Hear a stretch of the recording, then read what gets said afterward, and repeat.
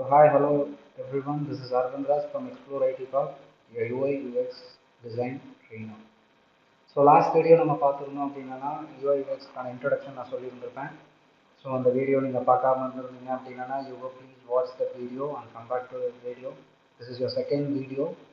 So இந்த வீடியோவில் நம்ம என்ன பார்க்க போகிறோம் அப்படின்னா tools required for becoming an UI UX designer.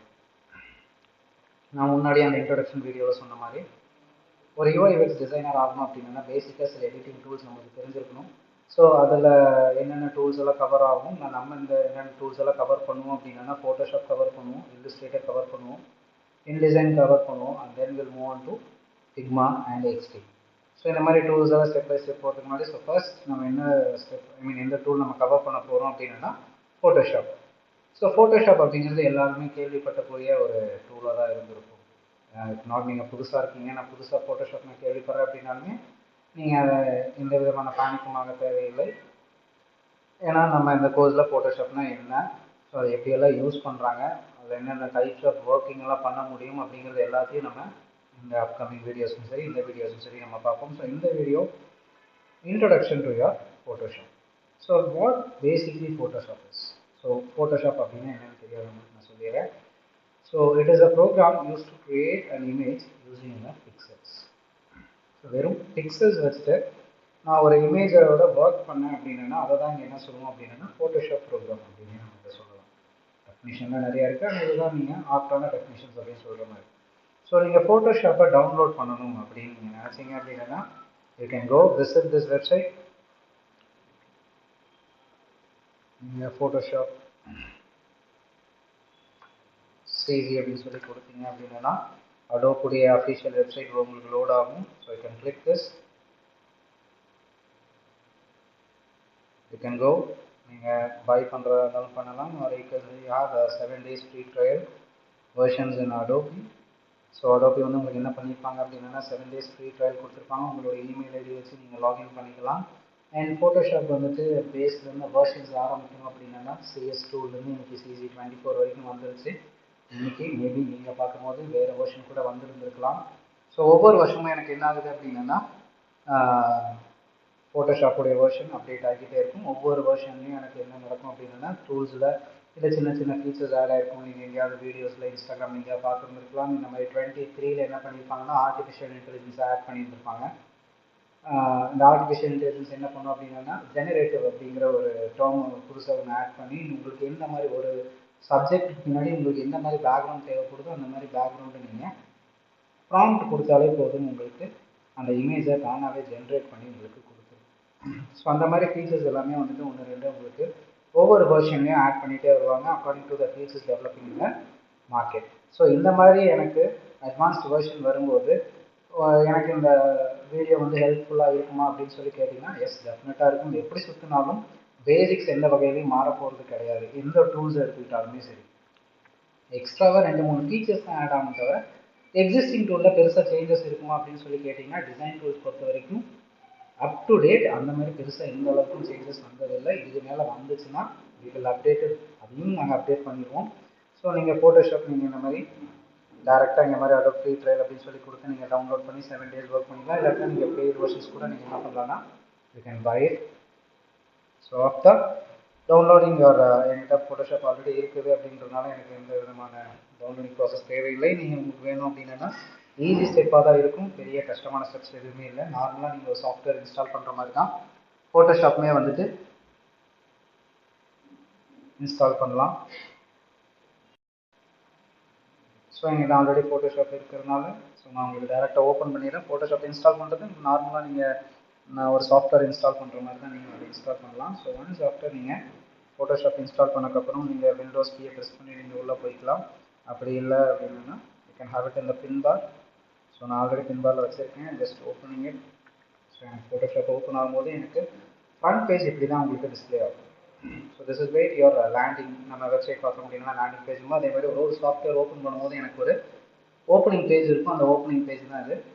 So இந்த ஓப்பனிங் பேஜ் ஒவ்வொரு வருஷத்துலையும் ஒவ்வொரு மாதிரி இருக்கும். மேபி நீங்கள் இந்த மாதிரி சஜஷன்ஸ் பார்க்குற மாதிரியும் இருக்கும். ஸோ இங்கேயே உங்களுக்கு என்ன பண்ணியிருப்பாங்கன்னா ஃபோட்டோஷாப்பில் ஒரு சில பேசிக் டுட்டோரியல்ஸ் எல்லாம் இங்கேயே ப்ரொவைட் பண்ணியிருந்திருப்பாங்க. கீழே என்ன செக்ஷன் அப்படி இருக்கும் அப்படின்னா நீங்கள் ரீசெண்டாக ஒர்க் பண்ண ஃபைல்ஸ் ஏதாவது இருந்துச்சு அப்படின்னா இருக்கும். நீங்கள் புதுசாக ஃபோட்டோஷாப் இன்ஸ்டால் பண்ணி ஒர்க் பண்ணுற மாதிரி இருந்துச்சுன்னா மேபி என்னுடைய ஸ்க்ரீனில் தெரிகிற ஒரு விஷயம் உங்கள் ஸ்க்ரீனில் தெரியாமல் இருக்கும். ஏன்னா நீங்கள் ஃப்ரெஷ்ஷாக இருக்கீங்க. மேபி நான் நிறைய ஒர்க்ஸ் பண்ணதுனால எனக்கு இந்த மாதிரி டிஸ்பிளே ஆகுது.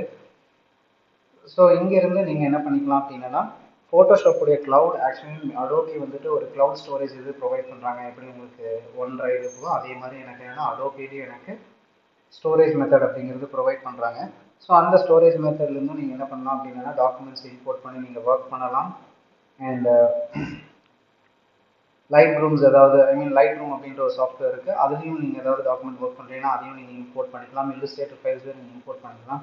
ஃபோட்டோஷாப்பில் ஃபோட்டோஷாப் ஃபைல் மட்டும் இல்லாமல் நீங்கள் மல்டிபிள் எக்ஸ்டென்ஷனில் இருக்கக்கூடிய ஒரு ஃபைலும் எனக்கு அதாவது டிஜிட்டலி சப்போர்ட் பண்ணக்கூடிய டிஜிட்டல் ஆர்ட் இல்லை digital works image pixels working எல்லாமே எனக்கு என்ன அப்படின்னா ஃபோட்டோஷாப்பில் ஒர்க் பண்ண முடியும். சரிங்களா? ஸோ இங்கே டுட்டோரியல்ஸ் பேசிக்காக இருக்குது. இல்லாட்டினா இந்த ஆப்பில் என்னென்னலாம் அட்வான்டேஜ் இருக்குது எல்லாமே இங்கே இருக்கும். உங்களுக்கு ஃபஸ்ட் பேஜ்லேயே அது டிஸ்பிளே ஆகும். ஒருவேளை டிஸ்பிளே ஆகலைனாலும் நீங்கள் அதை பற்றி கவலைப்பட தேவையில்லை. So this is all your first page. Photoshop open பண்ணக்கப்புறம் உங்களுக்கு தெரியும். அதுக்கப்புறம் இங்கேருந்து நான் எப்படி ப்ரொசீட் பண்ணுறது அப்படின்னா எனக்கு 2 ஸ்டெப்ஸ் இருக்குது. ஒன்று இதை கிரியேட்டிங் அ நியூ டாக்குமெண்ட் இல்லை எக்ஸிஸ்டிங் ஒரு ஃபைல் ஓப்பன் பண்ணுற மாதிரி இருக்கும். So let me go with new document. So control N அப்படின்னு சொல்லி ப்ரெஸ் பண்ணிங்க அப்படின்னா இதுதான் உங்களுக்கு நியூ டாக்குமெண்ட் கிரியேட் பண்ணுறதுக்கான ஒரு பேனல். இந்த பேனல் தான் எனக்கு ரொம்பவுமே முக்கியமான ஒரு பேனல் அப்படின்னு நான் சொல்லுவேன் இப்போ எல்லா இடத்துலையும். ஏன் அப்படின்னா நீங்கள் எந்த வகையான ஃபைல் ஒர்க் பண்ண போகிறீங்களோ அந்த வகையான டாக்குமெண்ட் சைஸை நீங்கள் ப்ரீ டிஃபால்ட்டாக இங்கே சூஸ் பண்ணிக்கலாம். ஃபார் எக்ஸாம்பிள் உங்களுக்கு இந்த மாதிரி போஸ்டர் அப்படின்னு சொல்லி டிஃபால்ட்டாக இருக்காது. மேபி டிஃபால்ட் ஃபோட்டோ சைஸ் அப்படிங்கிறது உங்களுக்கு இருக்கும். ஸோ டிஃபால்ட் ஃபோட்டோ சைஸ் நம்மளுக்கு சென்டிமீட்டர்ஸில் பார்த்தோம்னா 16x12. ஸோ அந்த அந்த இந்த டிஃபால்ட் ஃபோட்டோ சைஸ் அப்படிங்கிற ஒரு இதை நீங்கள் செலக்ட் பண்ணிவிட்டு நீங்கள் க்ரியேட் கொடுத்தீங்கன்னா டாக்குமெண்ட் ஓப்பன் ஆயிரும். ஸோ பிஃபோர் அந்த க்ரியேட் பட்டன் கிளிக் பண்ணுறதுக்கு முன்னாடி நான் சில விஷயங்களை எக்ஸ்பிளைன் பண்ணிடுறேன் புது டாக்குமெண்ட் க்ரியேட் பண்ணும்போதே. ஸோ இங்கே ப்ரெசென்ட் டீட்டெயில்ஸ் அப்படின்னு சொல்லியிருக்கும். அன்டைட்டில் 1 அப்படின்னு சொல்லி உங்களுக்கு தெரியும். ஸோ இங்கே நீங்கள் வந்துட்டு என்ன பண்ணிக்கலாம் அப்படின்னா you can have your document name. For example let me give it as explore. So explore அப்படின்னு சொல்லி கொடுத்துக்கிறேன். ஸோ அந்த டாக்குமெண்ட்டோடைய ஹைட் அண்ட் வித்தை நீங்கள் இங்கே வந்து செலக்ட் பண்ணிக்கலாம். எய்தர் நீங்கள் சென்டிமீட்டர்ஸில் செலக்ட் பண்ணலாம் இல்லை பிக்சல்ஸில் நீங்கள் செலக்ட் பண்ணிக்கலாம். ஸோ பிக்சல்ஸில் இல்லை சென்டிமீட்டர்ஸ் எல்லாம் செலக்ட் பண்ணுறது ப்ரிஃபர்ட் மெத்தட் அப்படின்னு நான் சொல்லுவேன். ஏன்னா ஈஸியாக இருக்கும் நீங்கள் நாளைக்கு ஒர்க் பண்ணுறதுக்கு. And then orientations. எனக்கு இந்த டாக்குமெண்ட் எனக்கு போர்ட்ரேட் மோடில் வேணுமா லேண்ட்ஸ்கேப்பில் வேணுமா அப்படின்னு சொல்லிட்டு நீங்கள் இங்கே சூஸ் பண்ணிக்கலாம். ஆர்ட் போர்டு அப்படிங்கிறது வந்துட்டு அப்கமிங் கிளாஸஸ்னால் நான் உங்களுக்கு தெளிவாக எக்ஸ்பிளைன் பண்ணுறது என்னென்னு. பிகாஸ் லைக் ஒரு ஒர்க் ஸ்பேஸில் 2-3 கேன்வாவை நீங்கள் ஓப்பன் பண்ணணும் அப்படின்னு சொல்லி பார்த்தீங்கன்னா you have to choose this artboard. நான் அதை பற்றி பின்னாடி உங்களுக்கு சொல்கிறேன். ஸோ இப்போ நம்மளுக்கு என்னென்னா டாக்குமெண்ட் வந்து எனக்கு போர்ட்ரேட் மோடில் வேணுமா இல்லை லேண்ட்ஸ்கேப்பில் வேணுமா அப்படிங்கிறது நீங்கள் அந்த ஓரியன்டேஷன்ஸ் மெத்தடை இங்கே நீங்கள் சூஸ் பண்ணிக்கலாம். அண்ட் கலர் மோடு வந்துட்டு ஆர்ஜிபி கலராக கிரே ஸ்கேல் அப்படிங்கிறது அதாவது என்னுடைய கேன்வாஸ் வந்துட்டு எந்த மாதிரி டாக்குமெண்ட் கலர்ஸில் வந்து இருக்கணும் என்னென்ன டாக்குமெண்ட் கலர்ஸில் ஒர்க் பண்ணலாம் அப்படின்னு நீங்கள் செலக்ட் பண்ணிக்கலாம். அப்படி ஒர்க் பண்ணும்போது 8-bit 16-bit கலர் காம்பினேஷன்ஸ் வேணுமா அப்படிங்கிறது எல்லாத்தையும் நீங்கள் இந்த இடத்துல கொடுத்துக்கலாம். ரெண்டாவது பேக்ரவுண்ட். அந்த டாக்குமெண்ட்டோடைய பேக்ரவுண்ட் எனக்கு எப்படி தெரியணும்? ஒயிட்டில் இருக்கணுமா பிளாக்ல இருக்கணுமா இல்லை நான் ஏதாவது ப்ரிஃபர்ட் கலர் சூஸ் பண்ண போகிறேன்னா பேக்ரவுண்ட் கலர் அப்படின்னு நீங்கள் செலக்ட் பண்ணிங்கன்னா யூ கேன் சூஸ் ஒயிட்டை தவிர நீங்கள் வேறு என்ன கலர் சூஸ் பண்ணாலும் உங்களுக்கு அந்த இதில் தான் உங்களுக்கு உங்களுடைய நியூ பேஜ் வந்து க்ரியேட் ஆகிருக்கும். சரிங்களா?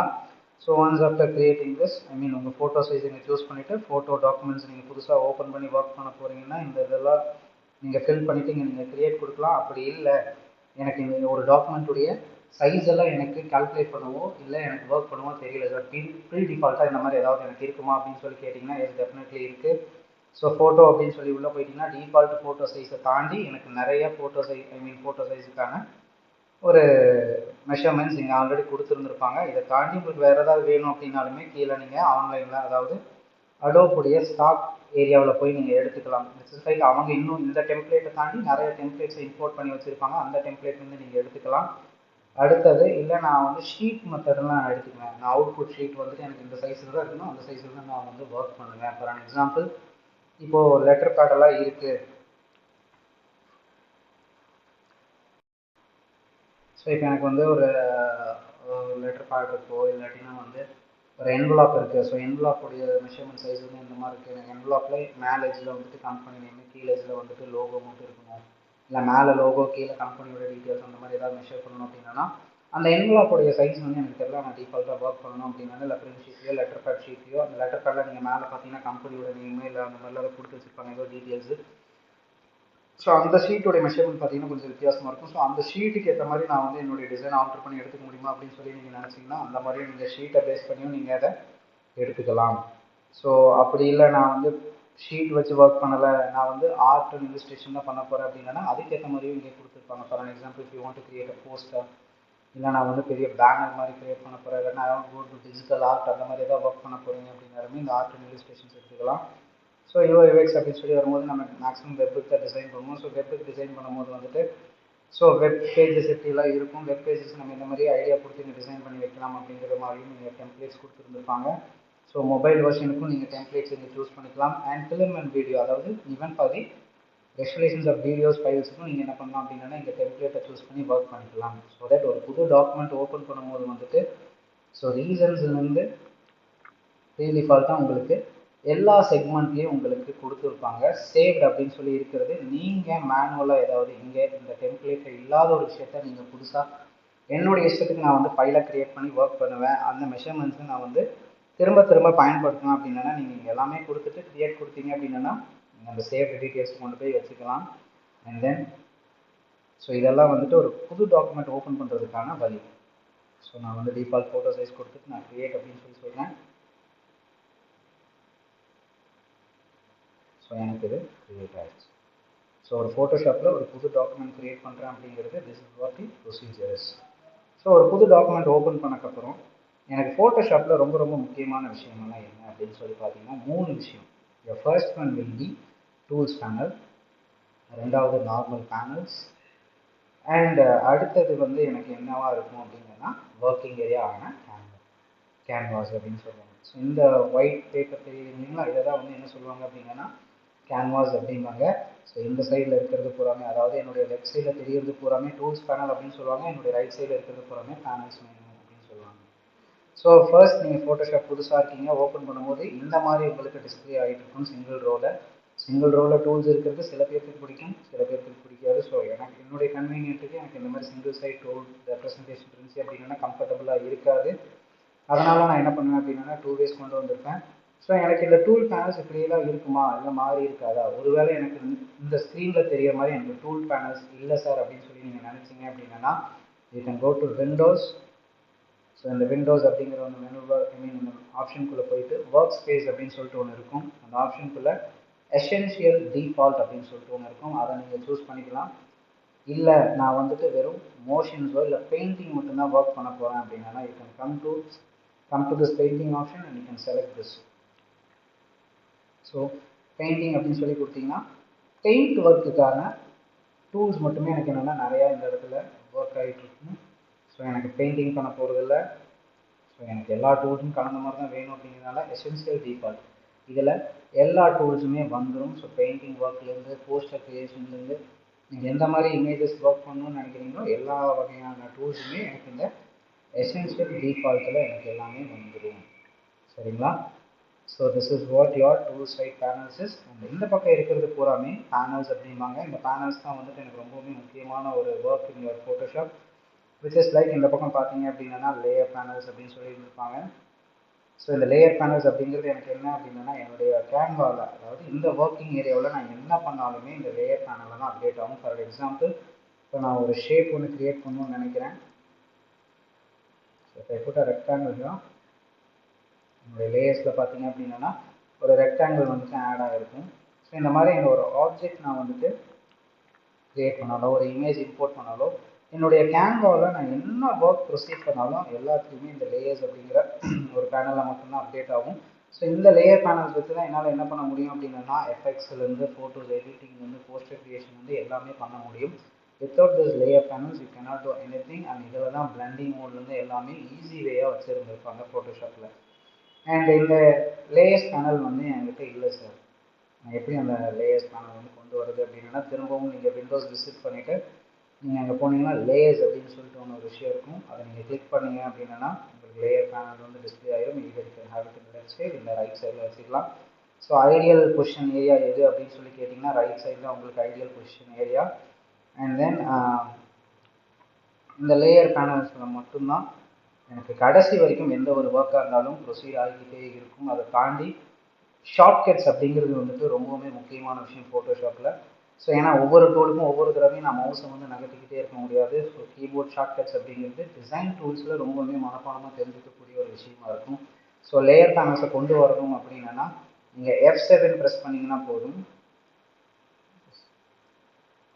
லேயர் பேனல்ஸ் கொண்டு வரணும் அப்படின்னா ப்ரெஸ் ஜஸ்ட் F7.